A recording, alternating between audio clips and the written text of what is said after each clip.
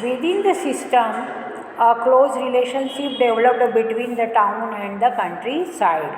London, in fact, came to be known as a finishing center.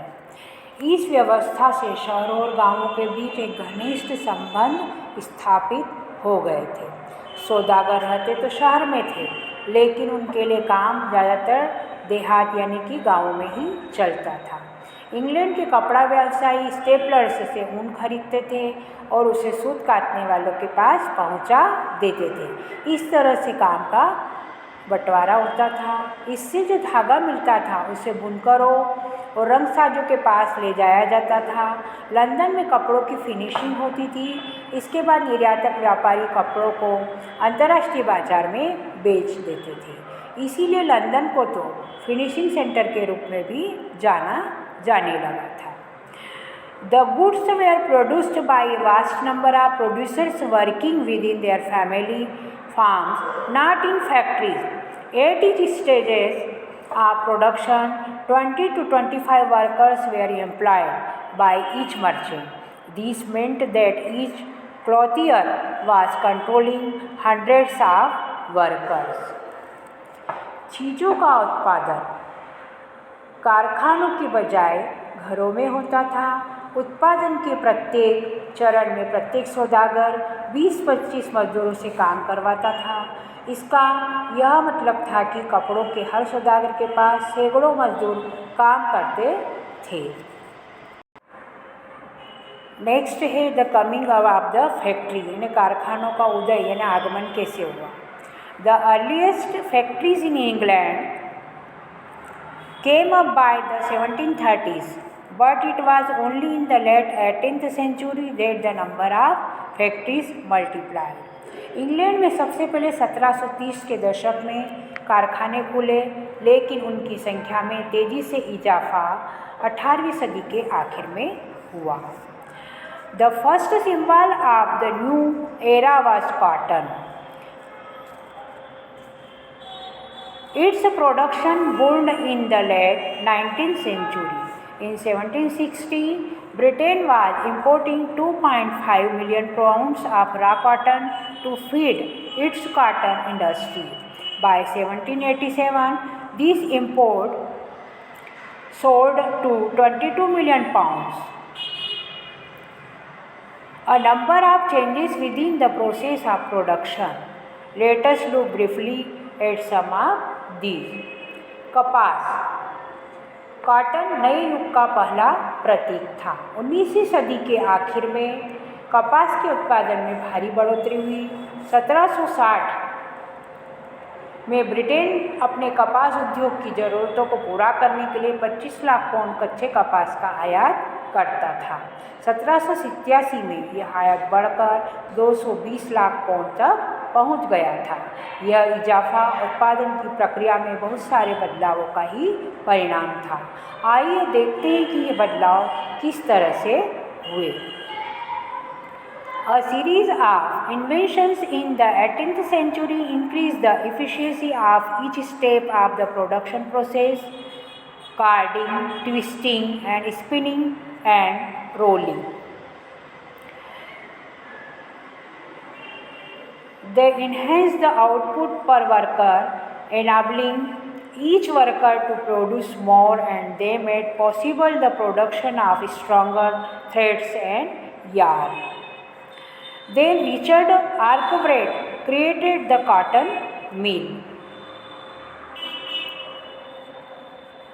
Till this time, as you have seen, cloth production was spread all over the countryside and carried out within village households.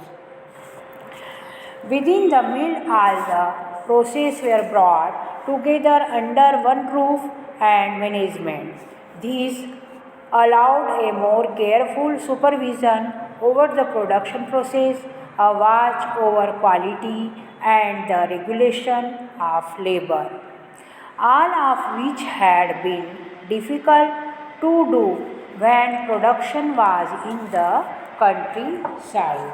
कारखानों का उदय England में सबसे पहले 1700 दशक में 30 के दशक में हुआ। कपास कॉटन नए युग का प्रतीक था। 18वीं सदी में कई ऐसे आविष्कार हुए जिन्होंने उत्पादन प्रक्रिया जैसे कार्डिंग, ऐंठना व कताई और लपेटने की हर चरण की कुशलता बढ़ा दी गई। प्रति मजदूर उत्पादन बढ़ गया और पहले से ज़्यादा मजबूत धागों व रेशों का उत्पादन होने लगा। इसके बाद रिचर्ड आर्कराइट ने सूती कपड़ा मिल की रूपरेखा सामने रखी। अभी तक कपड़ा उत्पादन पूरे देहात में ही फैला हुआ था। यह लोग काम अपने अपने घरों पर ही करते थे, लेकिन अब महंगी नई मशीनें खरीदकर उन्हें कारखानों में भी लगाया जा सकता था। कारखानों में सारी प्रक्रिया एक छत के नीचे और एक मालिक के हाथों में आ गई थी। इसके चलते उत्पादन प्रक्रिया पर निगरानी रखना, गुणवत्ता का ध्यान रखना और मजदूरों पर नज़र रखना संभव हो गया था। जब तक उत्पादन गाँव में हो रहा था, तब तक वे सारे काम संभव नहीं थे।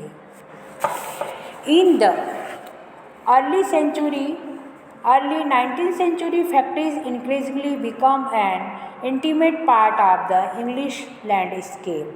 19वीं सदी की शुरुआत में कारखाने इंग्लैंड के भूदृश्य का अभिन्न अंग बन गए थे। ये नए कारखाने इतने विशाल और नई प्रौद्योगिकी की ताकत इतनी जादुई लोगों को दिखाई देती थी कि उस समय के लोगों की आंखें चौंधिया जाती थी। इस तरह का प्रोडक्शन देखकर लोगों का ध्यान कारखानों पर ही टिका रह जाता था। नेक्स्ट है the pace of industrial change. औद्योगिक परिवर्तन की रफ्तार किस प्रकार हुई।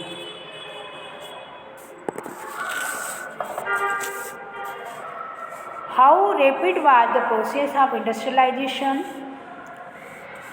First, the most dynamic industries in Britain were clearly cotton and metals, growing at rapid pace. Cotton was the leading sector in the first phase of industrialization up to the 1840s. After that, the iron and steel industry led the way, with the expansion of railway in England from the 1840s and in the colonies from the 1860s. The demand for iron and steel increased rapidly. By 1873, Britain was exporting iron and steel worth about 7.7 million, double the value of its cotton export. औद्योगिक की प्रक्रिया कितनी तेज़ थी। केवल factory उद्योगों के विकास तक ही सीमित नहीं होता था। इसके निम्न कारण थे। पहला था सूती उद्योग और कपास उद्योग ब्रिटेन के सबसे फलते फूलते उद्योग थे। तेज़ी से बढ़ता हुआ कपास उद्योग 1840 के दशक तक औद्योगिकरण के पहले चरण में सबसे बड़ा उद्योग बन चुका था। इसके बाद लोहा और स्टील उद्योग आके निकल गए। 1840 के दशक से इंग्लैंड में और 1860 के दशक में उसके उपनिवेशों ने रेलवे का भी विस्तार होने लग गया था। फलस्वरूप लोहे और स्टील की ज़रूरत तेज़ी से बढ़ी। 1873 तक ब्रिटेन के लोहा और स्टील निर्यात का मूल्य लगभग 7.7 करोड़ पाउंड हो गया था और यह राशि इंग्लैंड के कपास निर्यात के मूल्य से दोगुनी हो गई थी।